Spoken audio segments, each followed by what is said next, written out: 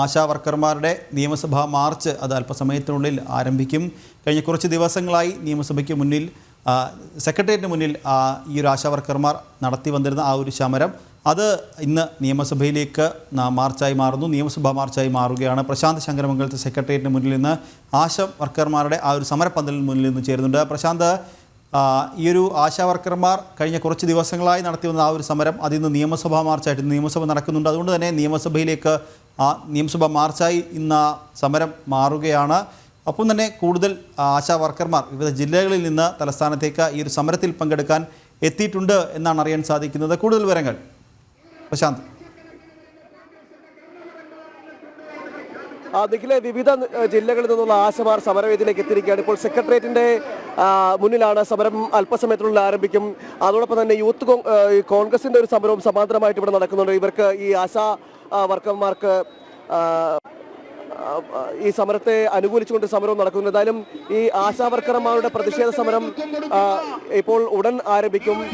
വലിയൊരു ജനാവലി ഇവിടെ നമുക്ക് കാണാൻ കഴിയുന്നുണ്ട്. നിരവധി പേർ ഇവിടേക്ക് എത്തിയിട്ടുണ്ട്. മറ്റ് സ്ഥലങ്ങളിൽ നിന്ന് നടക്കുമുള്ള, അതായത് വിവിധ ജില്ലകളിൽ നടക്കുമുള്ള നിരവധി പ്രവർത്തകരാണ് ഈ സമരവേദിയിലേക്ക് എത്തിയിരിക്കുന്നത്.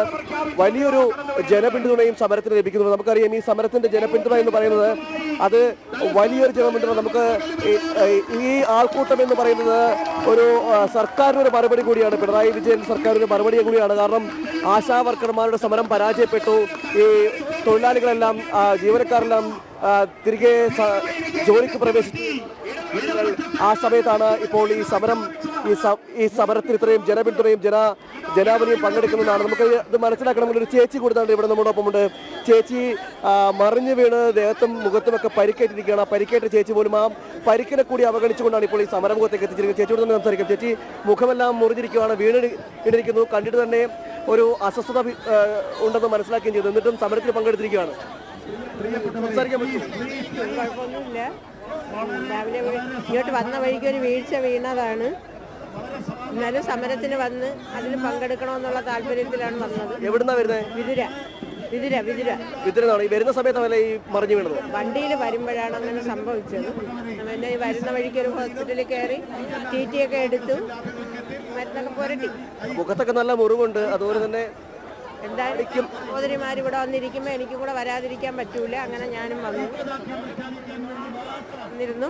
ഡോക്ടർ വന്ന് മരുന്നൊക്കെ നോക്കിയിട്ടാണ് പോയത്. ഗുളിയൊക്കെ കഴിച്ച് TT. ഇത്രയും പ്രയത്നവും കഷ്ടപ്പാടൊന്നും സർക്കാർ കാണുന്നില്ല എന്ന് തോന്നുന്നുണ്ടോ? അതെ. അതിൽ മാത്രമാണ് പ്രയാസം. എന്നെങ്കിലും കണ്ണു തുറന്ന് ഞങ്ങൾക്കൊരു അനുകൂല നിലപാടുണ്ടാക്കി തന്നാൽ മതി. നിഖില, ഇത് തന്നെയാണ് കാരണം. ഈ ഒരു കഷ്ടപ്പാടും ത്യാഗവും സഹിച്ചുകൊണ്ടാണ് ഓരോ ആശാപ്രവർത്തകരും സമരമുഖത്തേക്ക് എത്തിച്ചേരുന്നത്. എന്നാൽ ആ കഷ്ടപ്പാടിനെ കാണുന്നില്ല എന്നതാണ് ഏറ്റവും വലിയ ആക്ഷേപമായിട്ട് ഇവർ ഉന്നയിക്കുന്നത്. കാരണം സർക്കാരിന്റെ ഭാഗത്ത് ഈ കഷ്ടപ്പാടോ ഇവരുടെ ത്യാഗങ്ങളൊന്നും കാണുന്നില്ല.